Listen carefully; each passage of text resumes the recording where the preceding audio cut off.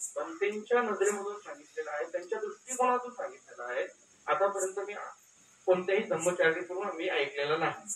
मी हे त्यांना बसून बोलून दुपारी मी सांगितलं की खूप चांगल्या पद्धतीने तुम्ही डॉक्टर बाबासाहेब आंबेडकर ते संघर्षच्या माध्यमातून तुम्ही आम्हाला सांगितलं, त्याबद्दल मी त्यांचं पुनरानुमोदन केलं आणि तुमच्या सर्वांसमोर मी त्यांचं पुन्हा पुनरानुमोदन करू इच्छितो. यानंतर या संपूर्ण शिबिराचे नेतृत्व किंवा या म्हणजे धुळे शिबिर केंद्राचे जे चेअरमन आहेत आदरणीय धर्मचारी अचला ज्योती, यांचं पण मी फार फार पुनरानुमोदन करू इच्छितो. त्यांनी या ठिकाणी इतक्या सुंदर असं शिबिराचं आयोजन आणि नियोजन केलेलं आहे. त्याचबरोबर त्यांच्या सोबत असलेली टीम, संपूर्ण टीम, त्यांचं पण मी पुनरानुमोदन करतो की त्यांनी खूप छान प्रकारे या शिबिराचं नेतृत्व करण्याचा ते प्रयत्न करतात. यानंतर आणखी एक महत्वाची गोष्ट सांगू इच्छितो की ज्यावेळेस मी प्रवचन किंवा जे काही बोलत असतो तर त्यावेळेस म्हणजे आता कधी कधी काय असतं की कर्मचारी बनले म्हणजे एक काय म्हणतात एका प्रकारचे तुम्हाला बोलण्याची संधी उपलब्ध असते. बऱ्याच लोक खूप चांगलं प्रवचन देतात, खूप चांगलं बोलतात, खूप चांगलं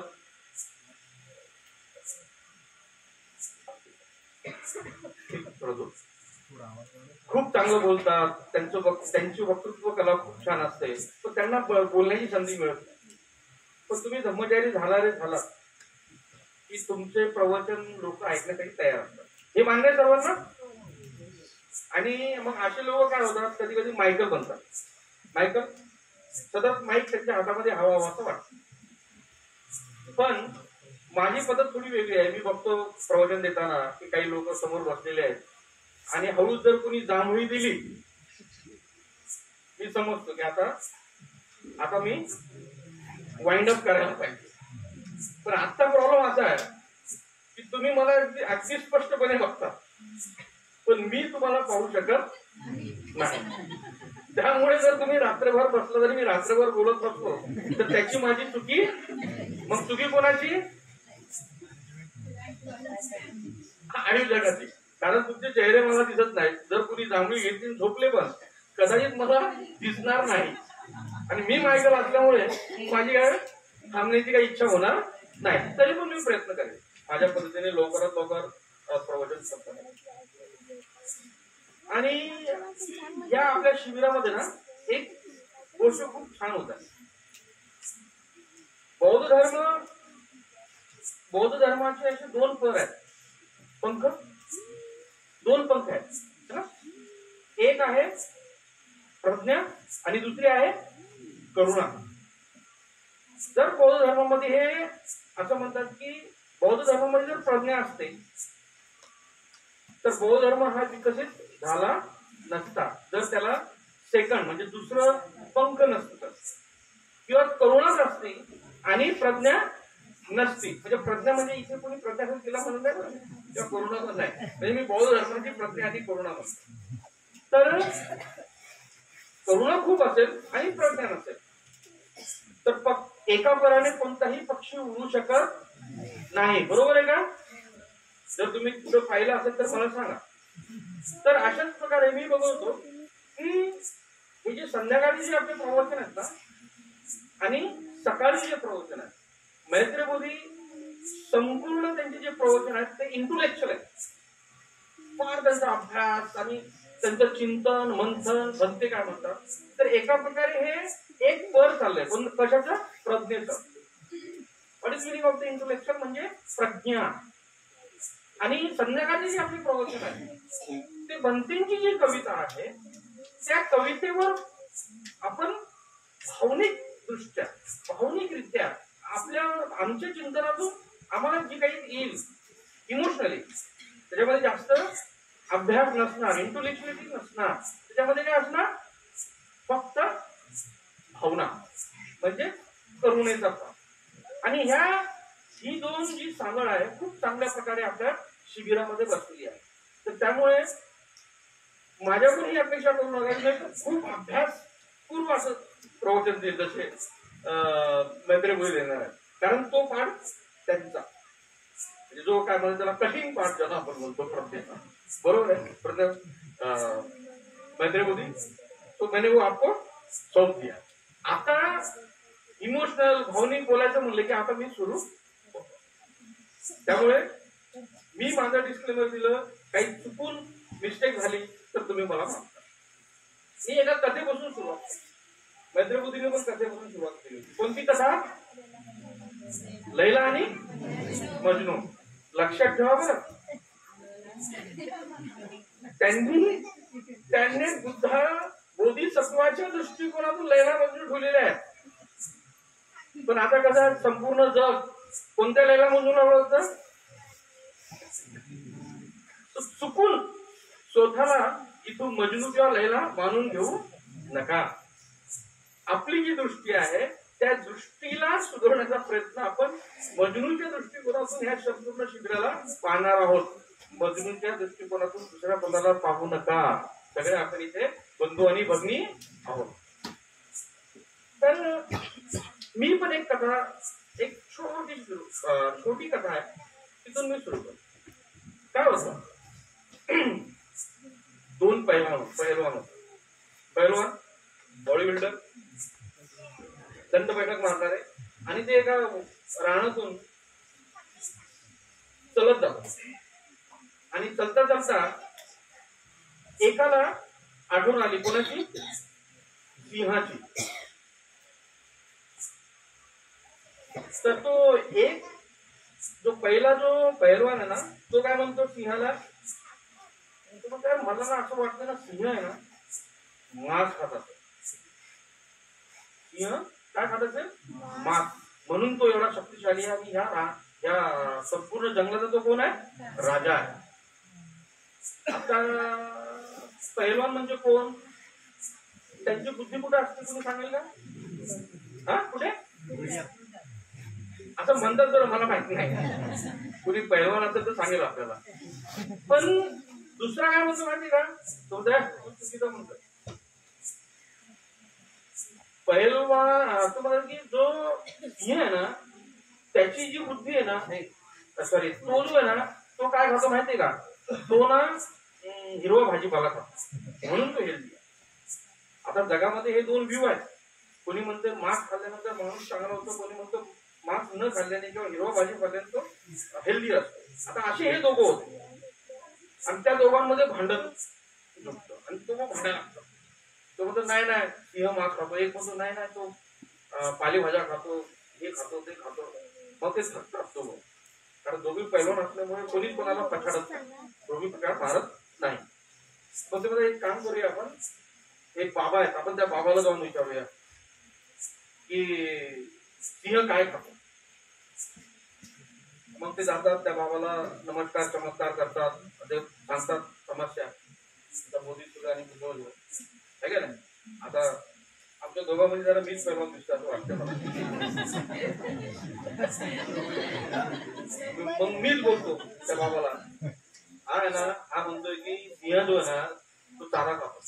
बाबा आणि माझं म्हणणं आहे सिंह मांस खातो. तुम्ही लवकर सांगा मैत्रीपोती काय का. आता आपले बाबा तर मैत्रीपोती आहेत का? आपल्या मैत्रीपोती म्हणतात हा मला विचारतो. पण हा जो आहे ना माझ्यासारखा थोडासा तापट असतो. म्हणजे मुळात मी पण थोडा तापटच आहे. तो म्हणतो बघा बाबा खोटं बोलायचं नाही, तुम्ही खोटे बोलले की मी तुम्हाला पण. आता तो बाबा पण घाबरतो कारण बाबा आपला बाबा. काय करावं तुम्ही मला ना 2 मिनिटं द्या, मी त्याच्यानंतर तुम्हाला उत्तर देतो. तो बाबा येतो. आता बाबा हुशार, आपल्या मैत्रीमध्ये बघितले किती हुशार. ध्यानात करतो हुशार. ठीक आहे आ गया अब मैं आपको बताता हूँ. मला बघा सिंह आहे ना हा कोण आहे? जंगलाचा राजा. जंगलाचा राजा आहे का नाही सिंह? तर मला यार तू जंगलाचा राजा आहे, त्याच्या मनात आलं तर मांस खाईल, त्याच्या मनात आलं तर तो भाजीपाला खाईल. बरोबर आहे, कारण तो राजा आहे. त्याच्या मनात काही आलं तर खाऊ शकतो. ते दोघं मान्य करतात. आता ही कथा मी का सांगितली? इथं तर तुम्ही कुणी पैलवान नाही, इथं बाबा पण नाही, मी आता जर एक कथा सांगितली. पण इथं मुख्य एक गोष्ट सांगतो की ज्या वेळेस या संपूर्ण विश्वामध्ये आपण जगत असतो, अशा प्रकारचे बाबा कोणते, ज्यांनी त्याचं जे उत्तर दिलं, मनात आलं तर मांस खाईल, मनात आलं तर भाजीपाला खाईल, असे बाबा आपल्याला शेकडो गणित मिळतात, खूप मिळतात. आणि ते संपूर्ण विश्वाची, संपूर्ण देशाची काय करतात ते माहिती का? दिशाभूल करतात, दिशाभूल करतात. पण ज्यावेळेस आपण अशा शिबिरामध्ये येतो, धर्म शिबिरामध्ये येतो, ब्रह्मचारी ज्यावेळेस प्रवचन देतात, त्यांच्या मनामध्ये एकच गोष्ट असते, एकच मुद्दा असतो, एकच करुणा असते की आम्ही ज्यावेळेस प्रवचन देऊ तर आमच्या या प्रवचनाने आमच्या जनतेचं भलं व्हावं, आमच्या समाजाचं भलं व्हावं, त्यांचे अंधारातून उजेडाकडे या, ह्या भावनेनं प्रवचन देतात. जरीही तुम्हाला नाही पटलं तरीही बहुतांश वेळा मला तर आता बोलायला मी तापड असल्यामुळे लोक मला म्हणतात, अरे बुद्धू हे तुमचं बोलणं काय आवडलं नाही. थांबा, जरी आवडलं नसेल तर तुम्ही चिंतन करा, मंथन करा, हे सत्य आहे. कारण आपल्याला काय ऐकण्याची सवय झालेली आहे, आपल्याला ऐकण्याची सवय काय झालेली आहे, हे पण आणि ते पण, असं पण आणि तसं पण. बुद्ध पण मान्य आहे आपल्याला, बुद्ध पण मान्य आहे, पण हळूच कुठेतरी जाऊन, कारण आपला स्वभाव तसा झालेला आहे. त्यामुळे प्रवचन देताना मी तुम्हाला अगोदरच क्षमा मागतो की मी कोणतीही गोष्ट तुम्हाला अशी सांगणार नाही जी तुम्हाला आवडेल, जी तुम्हाला पटेल, किंवा मी इथून बाहेर गेल्यानंतर तुम्ही मला असं म्हणा, वा बुद्धू काय प्रवचन दिले. बोलताना शब्द माझे या मुखातून पडताना त्यासाठी नसतील, फक्त एकच गोष्ट असेल की आमचं कशानं भलं आहे, कशामध्ये आमचा विकास आहे आणि काय केलं ना आम्ही पुढे जाऊ शकतो, हे महत्वाचं आहे. कदाचित कठोरता पण असेल, कदाचित न आवडणारी पण गोष्ट असेल है ना, पण त्याचं जर आचरण केलं तर कदाचित आपण खूप काही आपला विकास करू शकतो. आणि ही गोष्ट मी कुठे शिकलो माहित आहे? डॉक्टर बाबासाहेबांकडे. बाबासाहेबांनी बहुतांश वेळ आपल्या समाजाला खूप कठोर शब्द बोललेले आहे, पण आज आम्ही बघत होतो, कारण आम्ही त्यांचं ऐकलं. म्हणून माझ्या मी मुख्य प्रवचनाला आता मी सुरुवात करतो, कारण मी अगोदरच माफी मागितली, मी अगोदरच सांगितलं की काही गोष्टी कदाचित अशा असतील की ज्या पटणार नाहीत, त्या मला तुम्ही माफ करा. आणि आपण काही गरज नाही, उद्या भेटून घ्या, तुमचं प्रवचन खूप छान झालं, वाईट वाटलं तर म्हणा की बाबा वाईट वाटलं, पण या शिबिरातून आपण जे काही गुण जात आहोत तो आमच्या मनाच्या विकासासाठी महत्वपूर्ण आहे. ही एक खूप मोठी शिदोरी आहे आणि या शिदोरीला बांधण्याचा आम्ही प्रयत्न करणार आहोत, कारण संपूर्ण आपलं जीवन त्याच्यावर आधारित आहे, आपलं सुख त्याच्यावर आहे. नरेंद्र मोदीची पुढच्या वर्षीची डेट घुसावला आणि त्याच्या पुढच्या वर्षीची कदाचित कुठं आहे, आपल्याला मैत्री मोदी बार बार भेटणार नाही. त्यांनी सांगितलं ते कधीतरी आले होते 2007 मध्ये, त्याच्यानंतर आज आले. विचार करा, जर समजा असे लोक जर आपल्यासाठी किंवा आपल्या जीवनाला पुढे घेण्यासाठी इतका जर त्यांचा कालावधीनंतर ते आपल्याला भेटत असतील, तर यांच्या मुखातून ज्या काही गोष्टी येतात त्याला किती आपण त्याला हिंदीमध्ये उसको कितनी अच्छी तरह से हमने संजोए रखना चाहिए. सॉरी फॉर दॅट, मला म्हणजे मराठी काही एवढी ही नाही, पण हा जो शब्द आहे की संजोए रखना म्हणजे ती शिदोरी आहे, आणि त्या शिदोरीला आपण ना खूप चांगल्या प्रकारे वाचून ठेवलं पाहिजे. ज्यावेळेस प्रवासाला माणूस निघतो, त्याला तहान लागते, त्याला भूक लागते, त्यावेळेस त्या शिदोरीचा तो वापर करतो. तसंच या गुरूंच्या मुखातून निघालेल्या शब्दांचा आहे की ज्यावेळेस आपण त्रासामध्ये असतो, ज्यावेळेस आपण दुःखामध्ये असतो, ज्यावेळेस आपण जीवनामध्ये त्रास देत असतो, ती शिदोरी खोला आणि खा आणि ताजेतवाने व्हा. बुद्धांनी सांगितलेला धर्म हा तसाच आहे. म्हणून म्हणते त्यांच्या ज्या पहिल्या कवितेमध्ये, भक्तीची जी कविता आहे त्याच्यामध्ये ते काय म्हणतात की भेट वस्तू ही पहिली आहे कमळ पुष्प, कळते का मर्म तयाचे तुमच्या जीवनात. खूप म्हणजे आता फक्त हा शब्दच आहे, कमळ, भेट वस्तू. म्हणजे आता ही जी मी सांगितलं शिदोरी, म्हणजे ज्या वेळेस कोणी व्यक्ती आपल्याला भेट वस्तू देतो, ती भेट वस्तू काय असते, त्याच्या हृदयातून अगदी अंतर्मनातून आमच्या सुखाच्या निघालेल्या त्या भावना आहेत. कुणीही कुणाला भेट वस्तू देत फुकट देत नाही, पण भंतेंनी दिलेली जी भेट वस्तू आहे ती इतकी मोलाची आहे. जसं मी आता सांगितलं की जर का त्याचा वापर आपल्या जीवनामध्ये त्याचा जर वापर केला तर आपलं संपूर्ण जीवन सुखानेच कटणार. आपण पुढे जाऊन बघूया.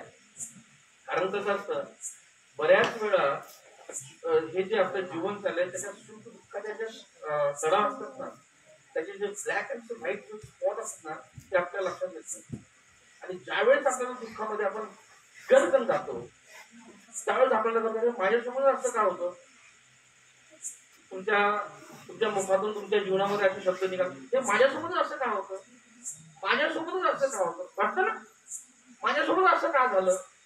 पण हे फक्त तुमच्यासोबत होत नाही, या जीवनामध्ये ह्या अस्तित्वामध्ये असणाऱ्या संपूर्ण प्राणीमात्रावर ही पाळी येते की हे असं माझ्यावरच का. पण ज्याने बौद्ध धर्माचं आचरण केलेलं आहे, ज्याने बौद्ध धर्माची काम भरलेली आहे, तो व्यक्ती असं बोलतच नाही.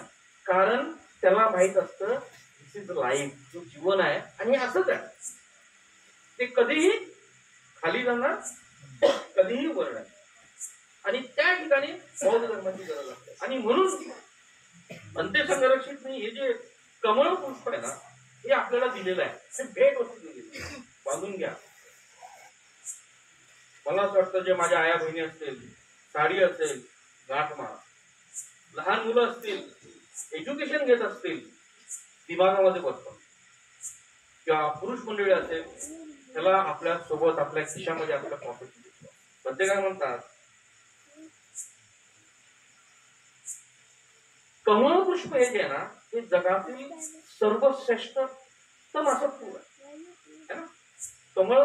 कमळ पुष्प हे जेवढे पण पुष्प आहेत जे पृथ्वी तलावर आहेत, त्या पृथ्वी तलामध्ये सर्वात श्रेष्ठ हे कमळ आहे. आणि आपण पाहतो की म्हणूनच तथागत भगवान गौतम बुद्ध ह्या कमळ पुष्पावर बसलेले आहेत. एकंदरीत जर आपण बघितलं, आपण जर पाहिलं तर कमळ पुष्प आणि बुद्ध त्याच्यामध्ये अंतर नाही बरं. म्हणजे बऱ्याच वेळा आपल्याला वाटतं हे कमळ पुष्प वेगळं आणि बुद्ध वेगळं असं वाटत. कारण बुद्ध हे बुद्ध आहे आणि कमळ हे प्रतीक आहे, बुद्धत्वाचं प्रतीक आहे, संपूर्णतेचं प्रतीक आहे, जागृतीचं प्रतीक, परिपूर्ण जागृतीचं प्रतीक. त्यामुळे भंते आम्हाला काय देऊ इच्छितात, कमळ म्हणजे बुद्ध. मग ज्यावेळेस तुम्हाला कमळ कळेल तर त्याच वेळेस तुम्हाला बुद्ध कळतो. आपण काय पाहतो, कमळ हे कुठे खेळतं, कुठे चिखलामध्ये का. म्हणजे कमळच्या आजूबाजूला चिखल असतो. आपण आता कमळ सोडूया, आता आपण चिखलाकडे येऊया. चिखल म्हणजे काय, चिखल म्हणजे हे संसारिक जीवन,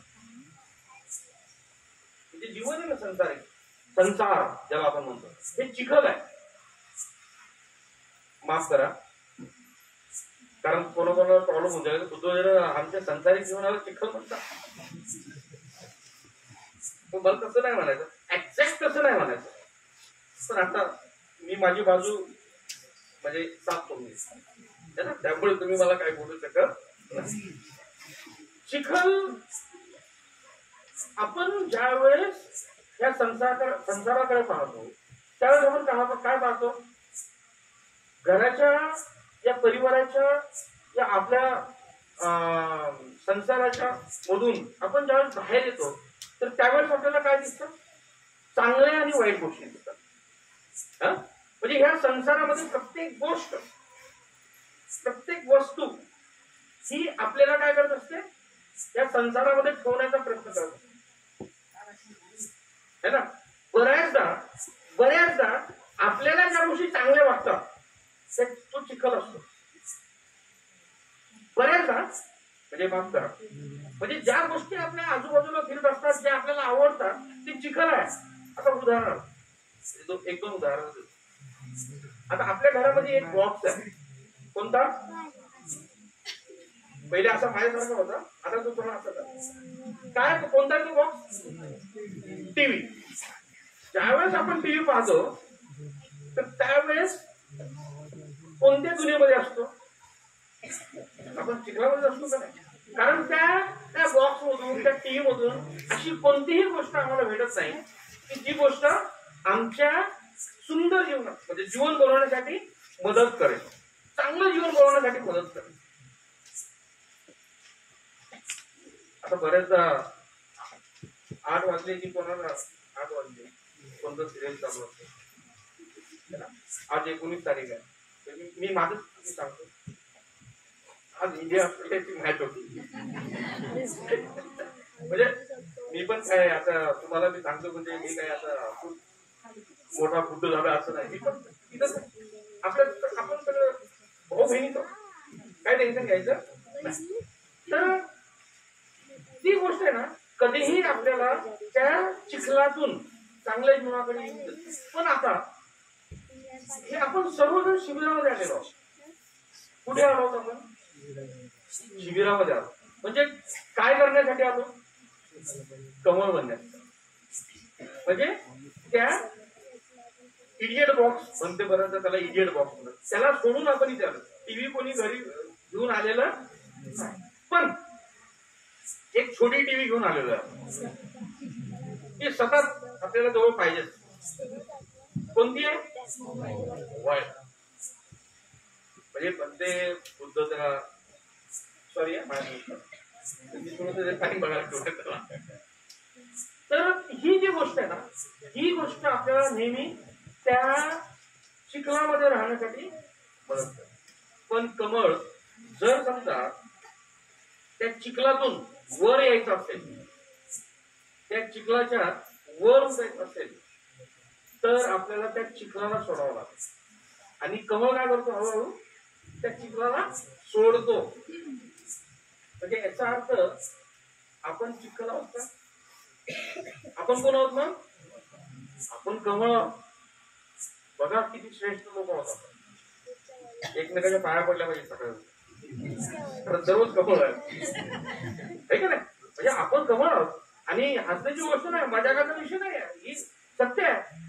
इथे बुद्ध काय म्हणतात की या पृथ्वी तलावर जेवढे पण प्राणी आहेत, म्हणजे मनुष्य प्राणी आहे, स्त्री असो अथवा पुरुष असो, त्याच्या मनामध्ये बुद्धत्व प्राप्त करण्याची क्षमता आहे. म्हणजे तुम्ही, मी, आपण सर्व बुद्ध बनू शकतो. म्हणजे आपल्यामध्ये ते श्रेष्ठ बनण्याचे गुण आहेत. पण ते गुण विकसित करण्यासाठी बनतेंनी आपल्याला कमळ दिलेलं आहे. आणि ज्यावेळेस हे कमळ चिखलातून बाहेर येतं म्हणजे काय होतं? संसारामध्ये असणारे जे अवगुण आहेत त्या अवगुणाला तो सोडण्याचा प्रयत्न करतो. आणि मग संसारामध्ये असणारे अवगुण कोणते आहेत? लोभ, द्वेष आणि मोह. लोभ, द्वेष आणि मोह. ज्यावेळेस एखादा धर्माचरण करणारा एखादा व्यक्ती ज्यावेळेस या लोभ, द्वेष, मोहाला सोडण्याचा प्रयत्न करतो तो खऱ्या अर्थाने कमळ बनायला गेला. बघा किती गहन आणि किती मोठा अर्थ. आणि ज्यावेळेस तो त्या चिखलाच्या बाहेर होतो, तो चिखल त्या कमळावर राहू शकत नाही. म्हणजे इतकुसा कण पण त्या कमळावर राहत नाही. जर तुम्ही बुद्धाचं जीवन बघितलं किंवा बुद्धांना तुम्ही वाचलं तर कुठेही तुम्हाला असं दिसणार नाही की बुद्धांनी राग केला होता, की बुद्धांनी द्वेष केला होता, बुद्धांनी लोभ केला होता, बुद्धांनी लोभासाठी कोणाला काही मागितलं. कारण बुद्ध काय होते? त्या चिखलातून, त्या संसारिक दुःखाच्या चिखलातून मुक्त झाले. आणि ते मुक्त असल्यामुळे ते श्रेष्ठ आहे, ते बुद्ध आहे. आणि तीच गोष्ट बनतेंनी आम्हाला दिलेली आहे प्रतीकाच्या माध्यमातून. ते म्हणतात की तुमच्यामध्ये अशी क्षमता आहे की ज्या क्षमतेमुळे तुम्ही पण बुद्ध होऊ शकतो. आणि ते बुद्ध होण्याचा प्रयत्न आपण इथे करत आहोत. आपल्याला आपले गुरु मदत करत आहेत बुद्ध होण्याचा.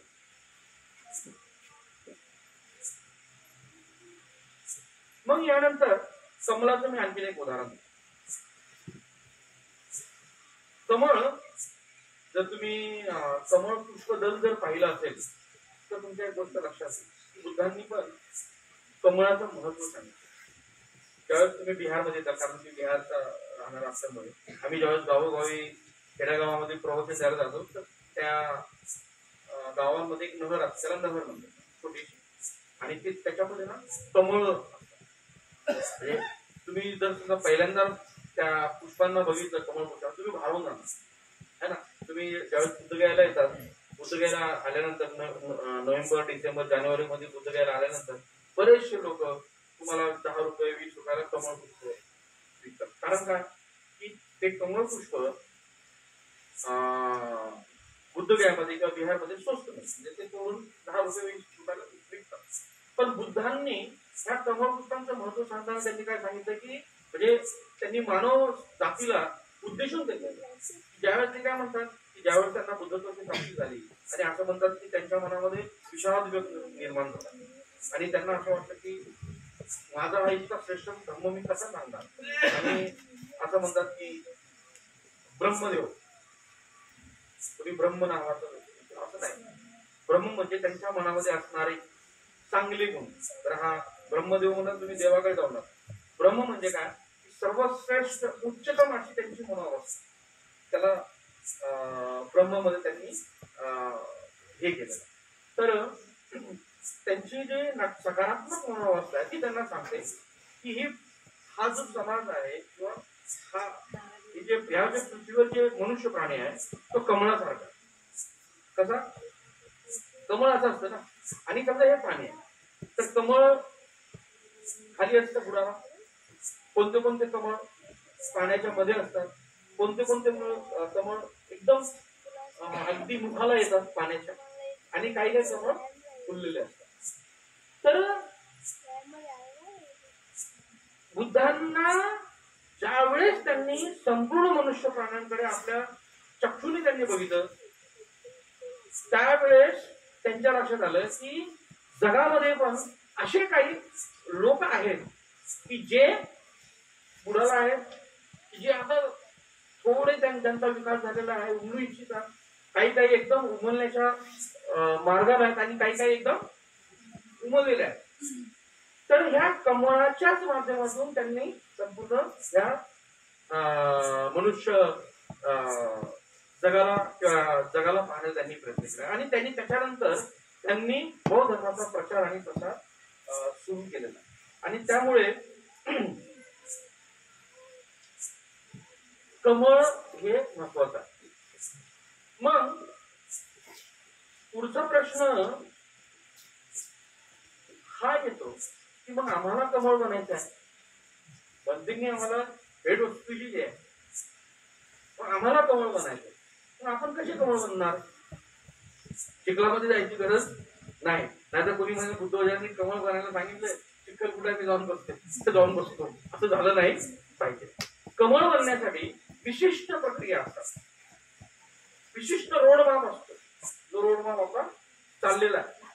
आणि तो रोडमॅप म्हणजे काय की आपल्या समाजाला, आपल्या बंधू भगिनींना आपण स्वतः अशा प्रकारच्या शिबिरामध्ये येणं,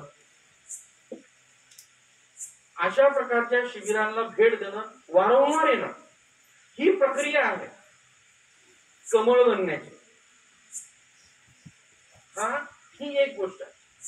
दुसरी आहे सतत ध्यान साधना करणं. तुम्ही सकाळ संध्याकाळ स्मृतिदीप ध्यान साधना घेतात ना, तर स्मृतिदीप काय करतात, कुठंतरी आम्हाला कमळ बनण्याच्या प्रक्रियेमध्ये टाकतात. आपण रॉ मटेरियल आहोत ना, आता आपण कुठं गुळामध्ये आहोत. तर जर समजा अनापान सत्यानी मेत्ता भावना आपण सर्वजण मिळून करू, तर आपण सर्वजण काय करतो, स्वतःला कमळ बनण्याचा प्रयत्न करतो, म्हणजेच श्रेष्ठ बनण्याचा आपण प्रयत्न करतो आहोत, बुद्ध बनण्याचा आपण प्रयत्न करतो. फार महत्वाची गोष्ट आहे मित्रांनो. बऱ्याचदा काही लोकांना काय वाटतं, इसमें क्या रखा, ये तो बूढ़े लोगों का काम है.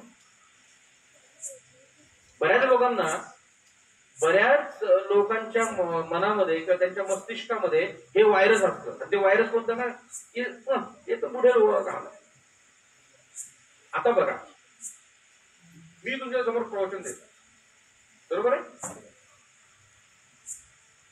अशाच प्रवचनामध्ये, अशाच शिबिरामध्ये 1996 मध्ये मी भुसावळला गेलो. आता माझ्या चिखलाची गोष्ट सांगतो, तुम्हाला माहित आहे. एक गोष्ट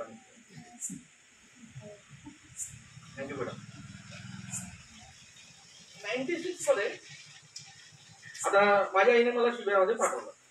म्हणजे मी काय माझी स्तुती करून घेतलं नाही बरं, पण काय होतं, व्हॉट कॅन बी हॅपन, काय होऊ शकतं याचं एक मी उदाहरण माझंच सांगतो. आता 97 माझ्या आईला कोणीतरी सांगितलं, तुमचा पोरगा तर दारू पितो, तुमचा पोरगा तंबाखू खातोय, तुमचा पोरगा तर मारामारी करतो. त्यावेळेला मी लहान होतो, जरा गुंड प्रवृत्ती जातो, म्हणजे लोक थोडे घाबरतात. त्याच्यामुळे मी म्हणलं नाही की थोडा मी तापड आहे, काही तापडपणा आता पण आहे थोडा मित्र होती जागा प्रयास. तर ते म्हणायचे तुमचा मुलगा आता जाऊन त्याला शिबिराला पाठवा.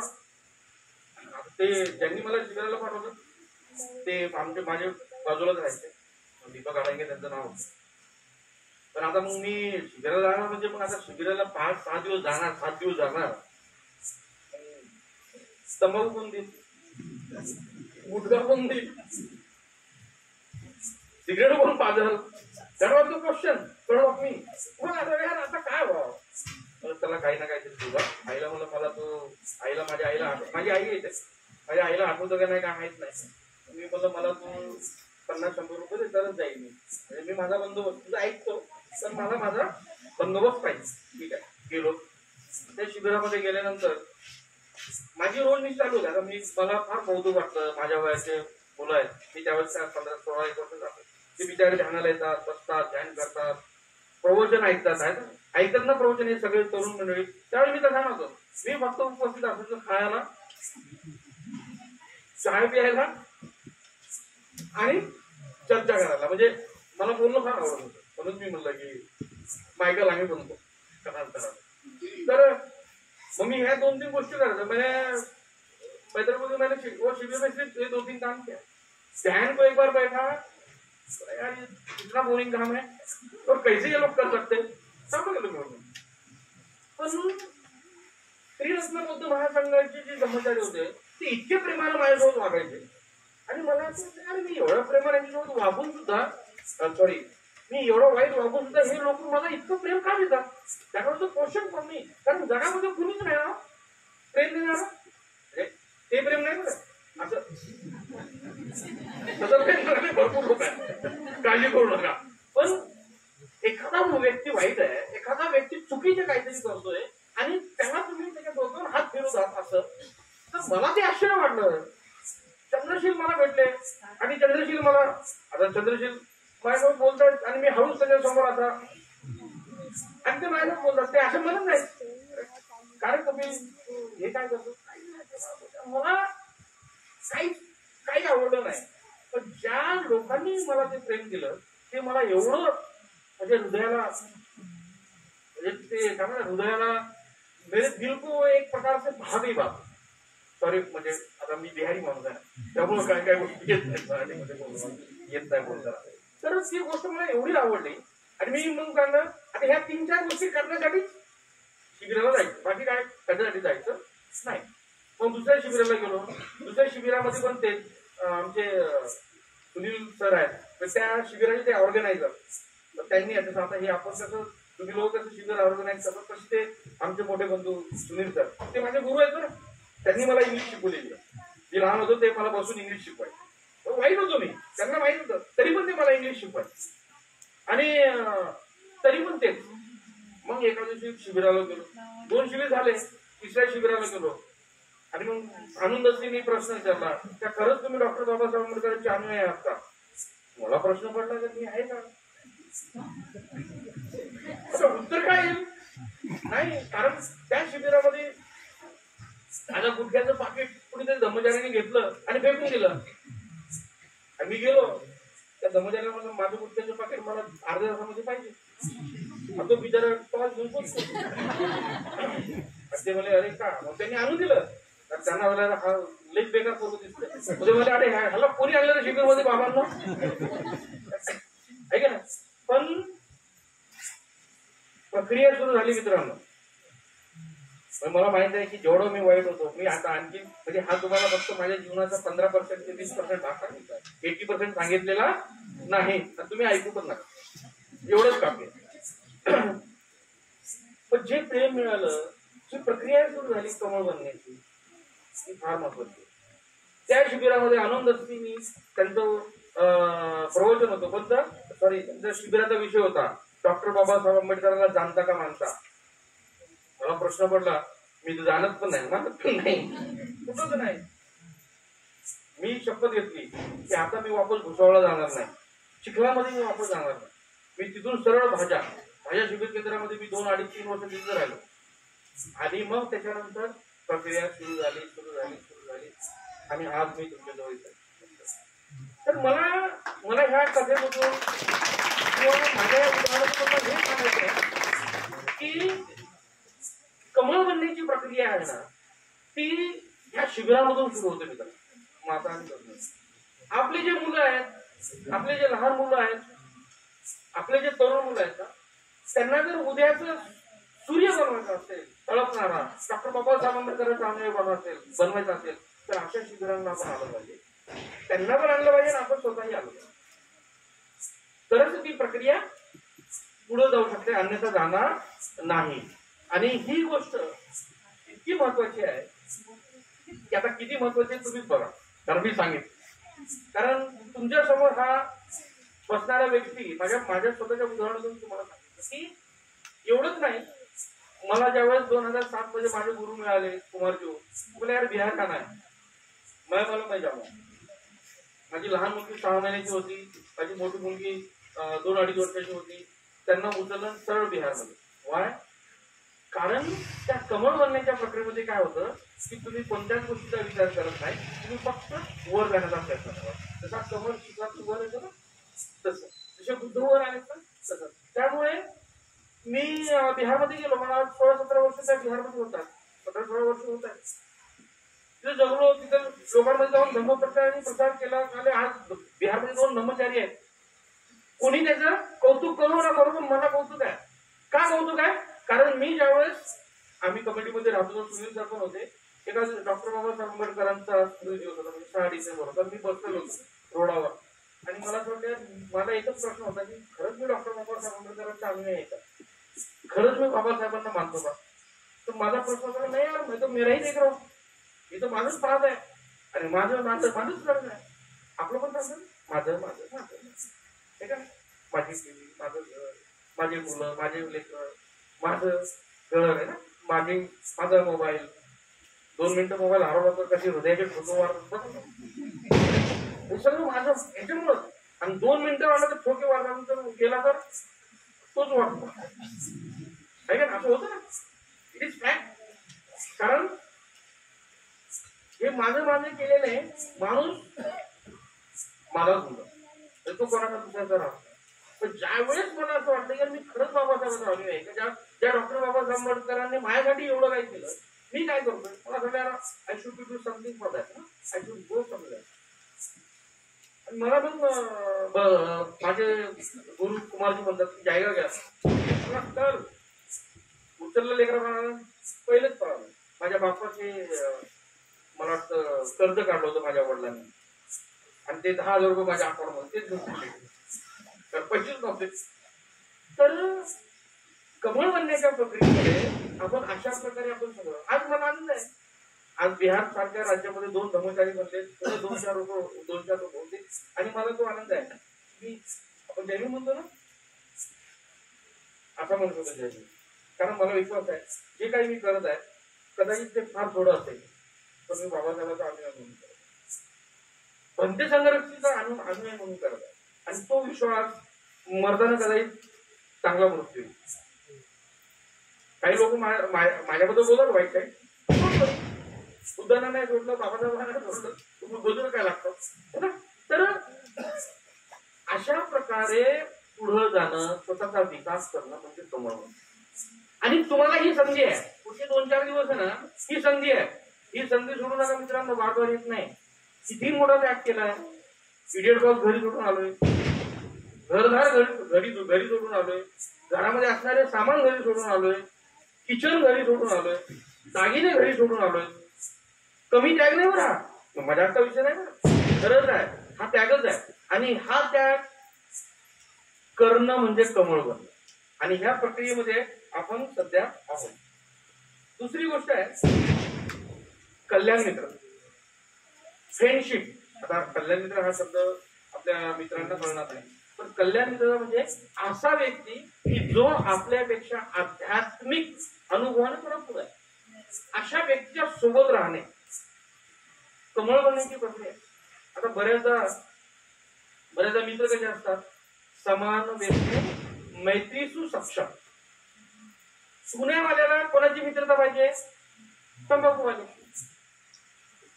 तो काय करतो, जुना काय तंबाखूवाला शोधला पाहिजे का नाही. आणि एखादा एवढा असेल तर त्याला तो कुठून मित्र मिळतो त्यालाच माहिती. आपण ह्याला भेटला कुठून. आता बऱ्याच वर्षापासून म्हणजे माझ्या बायकोला क्षमा मागतो, बऱ्याच वर्षापासून बिहारमध्ये दारू बंद आहे. पण आता माझी सासरे मागील 4-1 वर्षापासून दारू पित नाही बरं, म्हणजे त्यांनी दारू सोडली, ते पण आता चांगले आहे. पण पूर्वी यायचे ना ते बुद्ध घ्यायला, तर ते कुठून दारू पिऊन यायचे मला माहितच नाही. बिहारमध्ये दारू बंद आहे, हा माणूस महाराष्ट्राचा आणि इथून तो कसा दारू काय माहित नाही. ते त्याची लिंक असतात, ते टेलिपॅथी आहे का काय माहित नाही, पण ते बरोबर जाणार. अरे मला करायचं, अरे बुद्ध जरा आपके ससुरी तो उधर दिखे, कहाँ पे दिखे, अरे भागलपुर में दिखे, भागलपुर में कैसे. मग माझ्या लक्षात आलं, आम्ही पण तुमच्या गावाला जायचो ना, तर आम्हाला पण बरोबर मिळालं. मग ते कसे माणूस तू कार जोडतो, कसा विचारतो, मग तो कपडे तो माणूस ओळखतो बरोबर, कोण माझा मित्र आहे कोण नाही. तर जर समजा असा एखादा मित्र आपल्याला मिळाला, कोणता, चुन्यावाल्याला तंबाखू खाणारा, तर जीवन भरपाचा मित्र आहे. म्हणजे मी या तरुण पोरांना सांगतो, तरुण मित्रांना, तरुण तरुणींना सांगतो, जर का आपल्या जीवनामध्ये आपल्याला जर चांगला मित्र मिळाला तर आपलं आयुष्य उज्ज्वल झाल्याशिवाय राहणार नाही. आणि जर तुम्हाला कमळ बनायचं असेल, जर आपल्या आयुष्यामध्ये आपल्याला सक्सेस व्हायचं असेल, तर मला वाटतं की आपण एक चांगला मित्र, जो ध्यान करणारा आहे, जो शिबिरात जाणारा आहे, जो चांगली मित्रता देणार आहे, अशा मित्राला मित्र म्हणून तुमच्या जीवनामध्ये निवडा. कारण माझ्या जीवनामध्ये असे मित्र आले म्हणून मी आले, असे कल्याण मित्र आले म्हणून मी आले. ते जे माझे मित्र आहेत दीपक आडे, त्यांनी जर मला पाठवलं नसतं तर कधी मी इथं नसतो. हे सुनील सर आहेत, त्यांनी जर ऑर्गनाईज केलं नसतं शिबिर तर मी इथे आलो नसतो, मी इथे बसलो नसतो. तर त्यांची पुण्य आहे, फळ तर मी खात आहे. जीवन तर माझं चांगलं झालं ना, मेहनत त्यांनी केली, प्रयत्न त्यांनी केले, पण लाईफ माझं पण बदल. ते माझ्यापेक्षा ते पुढेच आहेत मला माहित आहे, पण कुठे ना कुठे माझा पण विकास झाला. तर ही जी प्रक्रिया आहे, ही प्रक्रिया फार महत्वाची आपल्या जीवनामध्ये. म्हणून बनते आपल्याला हे कमव भेट वस्तू म्हणून देतात.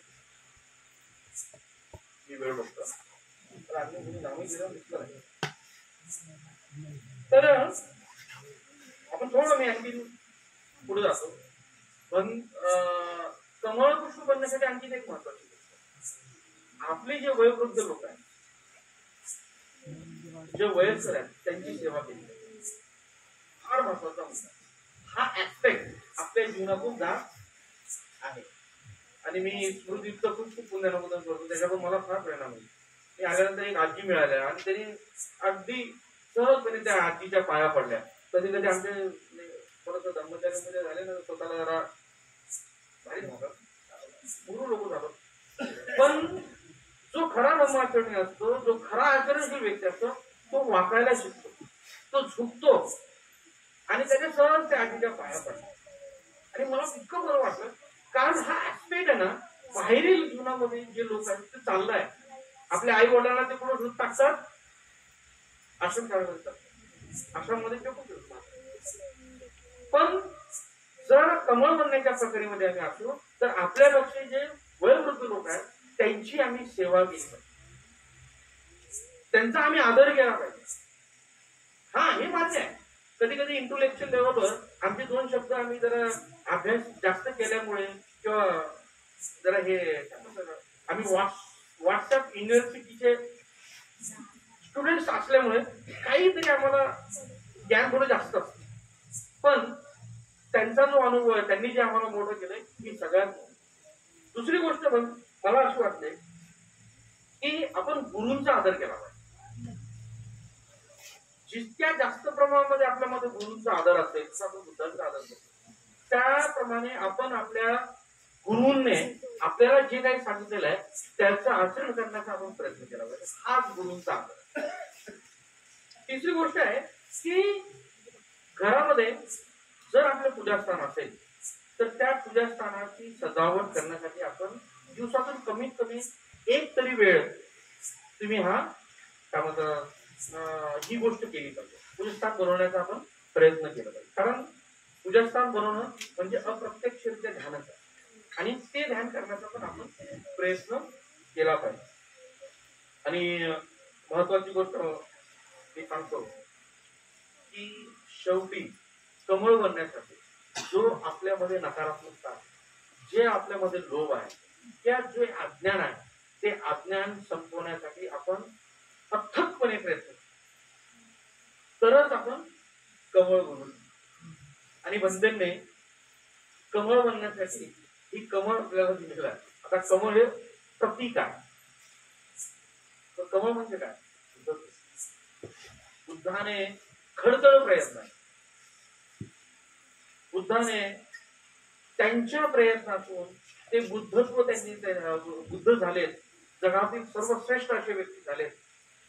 आणि तसं व्यक्तिमत्व किंवा तसे व्यक्ती बनण्यासाठी त्यांनी आम्हाला धम्म दिलेला आहे.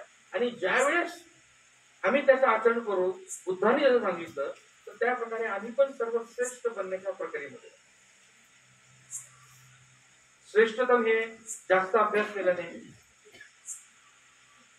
जाडी अशी पैशाची नोकरी असल्याने, मोठं घर असल्याने, किंवा आजकाल जरा 32 इंच नाही 65 इंच आहे. आजकाल आपल्या माइंडमध्ये 65 इंच, आता 32 इंच किंवा 43 इंच गेली. आता 55 आणि 65 इंच असणारी इडियट बॉक्स आपल्या घरामध्ये असून आपण श्रेष्ठ होत नसतो मित्रांनो. आपण आपल्या आचरणातून, आपण आपल्या चारित्र्यातून श्रेष्ठ होतो. आणि ते श्रेष्ठतम बनण्यासाठी आपण इथे आलेलो आहोत. आणि हे कमळपुष्प आपल्याला त्यांनी त्याच्यासाठी दिलेलं. आणि शेवटी एक दोघांनी जांभळी दिलेली आहे, मी पाहिलेलं आहे. शेवटी डॉक्टर बाबासाहेब आंबेडकरांचे खरे अन्वय बनणार. मी आज मैत्रीबुद्धीशी बोलत होतो. म्हणजे यार बाबासाहेब आमच्यासाठी इतके प्रिय आहेत. या जगातील सर्वश्रेष्ठ व्यक्ती पण येऊन म्हणला की बाबासाहेब वाईट आहेत, तो ट्रम्प असे ना, तर आपल्या मनामध्ये त्याच्याप्रती द्वेष येईल आणि त्याला मनातल्या मनातून बेटा तुझी यांचा निकाल नाही, तो आगली पदाने त्याचं गाव. म्हणजे बाबासाहेबांच्या इज्जती खातीर, बाबासाहेबांच्या सन्माना खातीर आम्ही आमचा जीव देतो. पण प्रॉब्लेम काय, फक्त त्यांचं ऐकू शकत नाही. तर बाबासाहेब काय म्हणले, जर तुम्हाला तुमचा संसार सुखी करायचा असेल, जर तुम्हाला आयुष्य उज्ज्वल करायचं असेल तर बुद्धांना फॉलो करा, त्यांच्या धम्माला फॉलो करा. आपण सगळंच फॉलो करतो. पण हे तुम्हाला सांगत नाही बरं मी, सॉरी, म्हणजे माझं तुमच्यावर ब्लेम नाही हा, मी हे जनरल बोलतोय. तुम्ही फॉलो करता, तुम्ही शिगरामध्ये फॉलो करतात ना, त्याला प्रश्नच नाही. पण बऱ्याचदा मध्ये मध्ये विसरतो आपण टप्प्याटप्प्यामध्ये, हे का नाही. म्हणजे शिबिर आलं की बाबासाहेब खूप आठवतात. मग थोडं घरी गेल्यानंतर थोडे ब्लू जळते, मग त्याच्यानंतर थोडं ब्लॅक, मग एप्रिल आली की थोडस आणखीन पुढचा पाठ. म्हणजे आपल्यामध्ये आहे बाबासाहेब, पण कसे आहेत ते ग्राफ आहेत, असा ग्राफ आहे. तर त्या ग्राफला आपल्याला असा करायचा. आणि ते केव्हा होईल? ज्यावेळेस आपण कमळ बनण्याचा प्रयत्न करू आणि त्याच वेळेस आपण डॉक्टर बाबासाहेब आंबेडकरांचे खरे अनुयायी बनणार आहोत. हे लिहून घ्या. सकाळी ज्यावेळेस उठाल झोपीतून आणि तुम्ही पहिल्यांदा कोणाला जय भीम कराल तर त्याच्या अगोदर मला असं आपण हा विचार केला पाहिजे, काय मी ह्या जय भीम करण्याच्या लायकीची आहे किंवा लायकीची आहे? म्हणजे मला असा प्रश्न विचारला पाहिजे तुम्ही असं जवळ नाही, एखाद्या वेळेस विचारून घ्यायचं, हप्त्यातून एकदा किंवा महिन्यातून एकदा विचारून घ्यायचं है ना. काही काही गोष्टी यांत्रिक होतात. झोपीमध्ये पण आपण कधी कधी होतं ना, आता रात्रीचं समजा मैत्रीमध्ये आलेच स्वप्नामध्ये जैविक मैत्रीमध्ये आहे का, तर होऊ शकतं, यांत्रिक होऊ शकतं. पण ती जी यांत्रिकपणा आहे ना त्याला आपल्याला नष्ट करायचं आणि बाबासाहेबांना खऱ्या अर्थाने आपल्या हृदयामध्ये आपण आणण्याचा प्रयत्न करायचा. आणि तुम्ही सर्व ते प्रयत्न करत आहे त्याबद्दल मी तुमचा फार फार आभारी आहे. तुम्हाला मी नतमस्तक होतो आणि इथून पुढे आपण सर्व मिळून हे शिबिर आम्हाला कमळ बनण्यासाठी आहे अशा विचाराने आपण हे शिबिर संपूर्ण आणूया. आणि मी माझे हे इथे वाढलेले 2 शब्द संपवतो. जय भीम.